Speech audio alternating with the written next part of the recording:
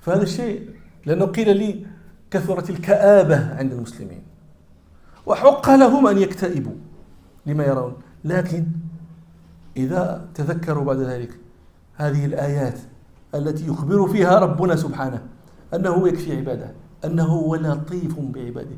عندما تقرأ الله لطيف بعباده، يجي واحد يقول أين اللطف في هذا الذي نرى؟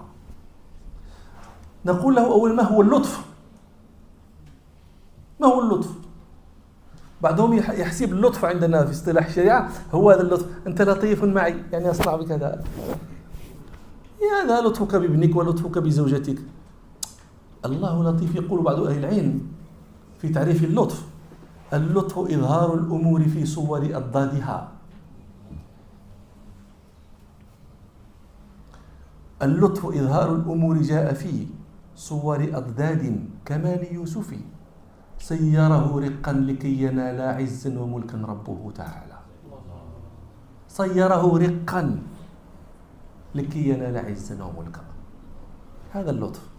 إن ربي لطيف لما يشاء، هو يقولها يوسف عليه السلام: إن ربي لطيف لما يشاء. البير، ومن قعر البير في مفازة مهلكة،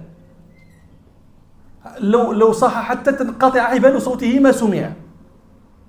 ثم بعد ذلك تجيء سيارة فيتعلق بالدلو هو ويخرج، لا يخرج إلى حضن أبيه، يخرج إلى عبودية، يشترى. هو الكريم والكريم الكريم الكريم يشترى ويباع. ثم بعد ذلك لا يكتفي بهذا، بل يسجن ويدخل السجن ويمكث في السجن 10 سنين في غير مظلمة، لم يظلم، لم يقترف شيئا، ولكن هذا كله اللطف لكي ينال بعد ذلك ما من العز والملك وما ترتب عليه من الخير العظيم لبني إسرائيل ولأهل مصر في ذلك الزمان وإلى آخره. فينبغي أن نركن لصنع ربنا لنا، ينبغي أن نطمئن لصنع ربنا لنا. أرأيت لو أن أباك أو أمك صنعا لك شيئا، أكنت تشك في أن الباعث لهما على ذلك الصنع الرحمة لك؟ وربنا سبحانه أرحم بنا من رحمة آبائنا وأمهاتنا بنا. شوقي يخاطب النبي صلى الله عليه وسلم، أحمد شوقي الشاعر المصري المعروف، يخاطب النبي صلى الله عليه وسلم يقول له: وإذا رحمت فأنت أم أو أب، هذان في الدنيا هما الرحماء، وربنا مع ذلك أرحم.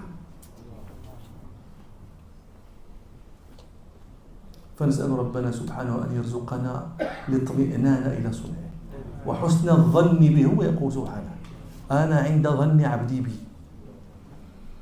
فليظن بما شاء، وظننا بربنا أن هذا الذي يكتب على أمة نبيه صلى الله عليه وسلم أن لها فيه العاقبة الحسنى. والله أعلم، والحمد لله رب العالمين.